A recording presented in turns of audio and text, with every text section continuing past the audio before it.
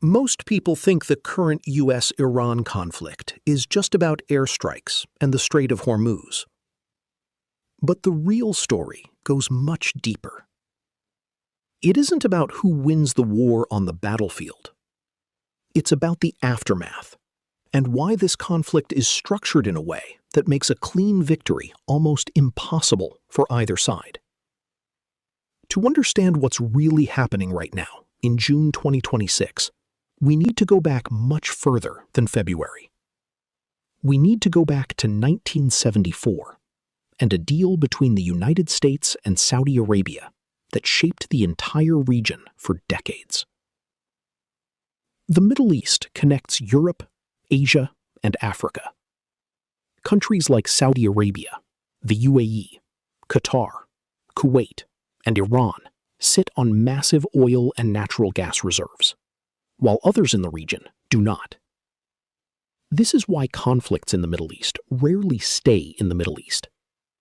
Because the region sits at the intersection of global energy markets, international trade, and the strategic interests of major world powers. In 1974, the United States and Saudi Arabia signed a series of economic and security agreements. Over time, these arrangements helped reinforce what became known as the Petrodollar system. Because Gulf oil was priced in US dollars, countries around the world needed dollars to buy it. This created massive global demand for US dollars and gave the United States a strong interest in maintaining good relations with Saudi Arabia, which in turn held influence over other oil-rich Gulf states. Now here's where it gets interesting. Saudi Arabia and the other wealthy Gulf countries know that oil won't last forever. They're actively working to diversify their economies into tourism, entertainment, global sports, finance, technology, aviation, logistics, and more. These are long-term plans to stay wealthy after oil declines. But there's another layer.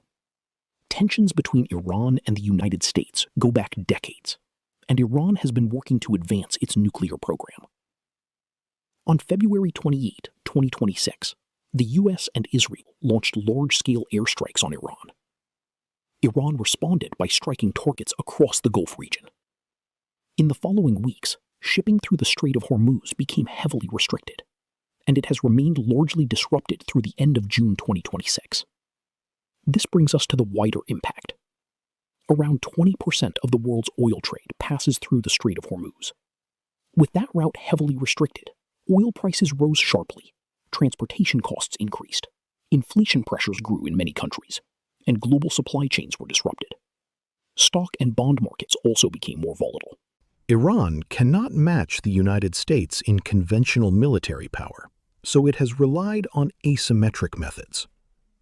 Instead of striking the US directly, it targeted the wealthy Gulf states. While most attacks were defended, some caused damage, directly slowing down those countries' diversification plans in tourism, finance, and other sectors. By raising the cost of continuing the conflict through expensive air defense intercepts against cheap drones, plus the economic pain from the Hormuz disruption, Iran has made it more expensive for the US and its partners to keep fighting.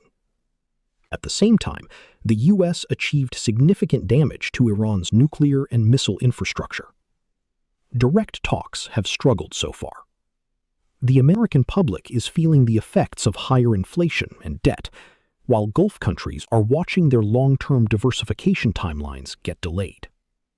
Iran has used asymmetric tools effectively to raise the cost of staying in the fight. The US still holds major conventional advantages, but every option carries risks. In geopolitics, leaders often weigh staying in power against what's best for their people. It's messy. And, as of late June 2026, it's not over. What do you think will happen next? Let me know in the comments. That's all for now. See you in the next one.